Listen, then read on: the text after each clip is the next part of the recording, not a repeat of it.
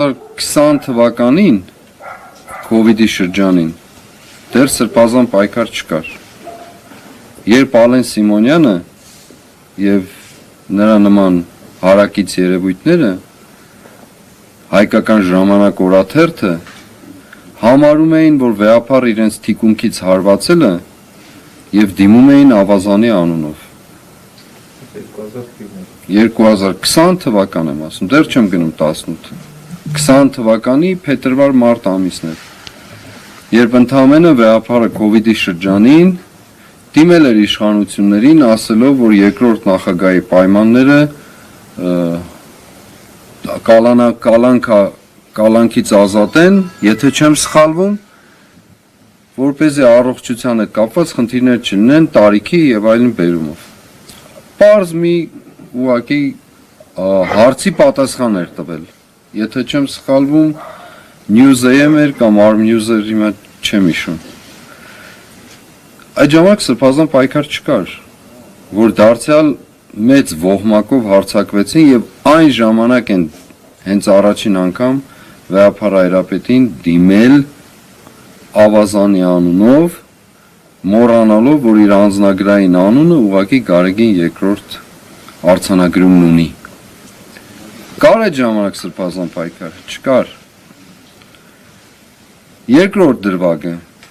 2023 թվականից 24-ի անցմանը նոր տարվա գիշերը, եթե կհիշեք, ավանդական հայրապետական խոսքը մերժեցին։ Չեղավ դա, հանեցին եթերից։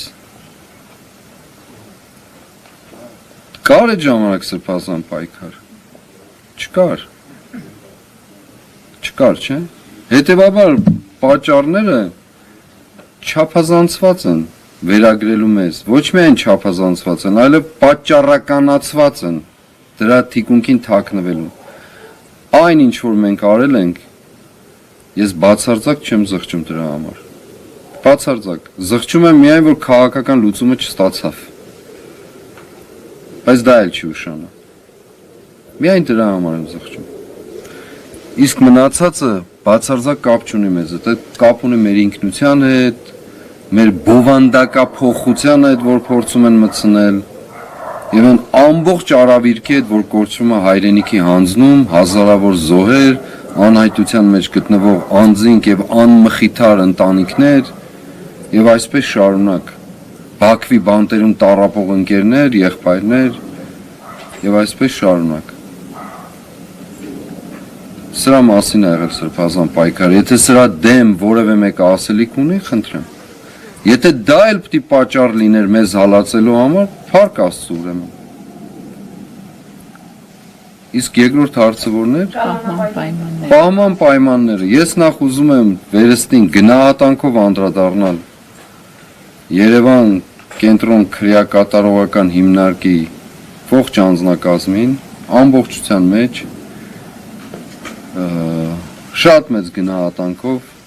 բարձր իրենց վերաբերմունքի համարել, իրենց որոշակի իմաստով նաև իրենց դրսևորում ունենալու, որ իրենց ծառայության մեջ չթերանան որևէ կերպով։ Բանտը, պահման պայմանները որն են, եթե դիտավորությամբ խոշտանգում են, դա դատապարտելի է, բայց եթե դրանք բանտային պայմաններ ու չափեր են, չգիտեմ ինչ ասեմ, մեզ նման բան չի եղել որևէ կերպով, կարող եք բոլորին էլ հարցնել, հատուկ ինչ-որ միջոցներ ձեռնարկեն խոշտանգելու, ես որքան գիտեմ լույսը պետք է որ վառ մնա, բայց դրան էլ ճանապարհ կա լուծելու, կարող են լուծել, կարծում եմ, եթե ուրիշ բան կա, որ խոնավ, հա, խոնավ ասեցիք, կարծեմ։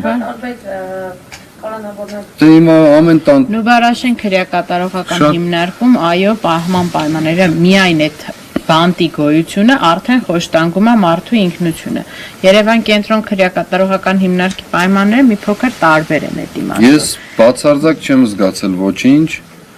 չեմ կարող ասել, հակառակ շատ ազատ եմ զգացել, շատ կարոտում եմ եւ իսկապես կարոտում եմ եւ հետաքրքիր միջավայր էր ինքն իրենով, նոր հայտնագործություն էր ինձ համար, մտքով վերադարձել էի Վանք,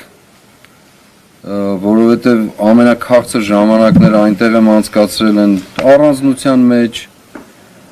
այնպես որ շատ քաղցր լավ ժամանակներ էին եւ հուսամ կկրկնվի։ Շարունակելով հարցի համատեքստը։ Երրորդ հարցը տնային կալանքի հետ կապված, այո, բողոք հարկվել է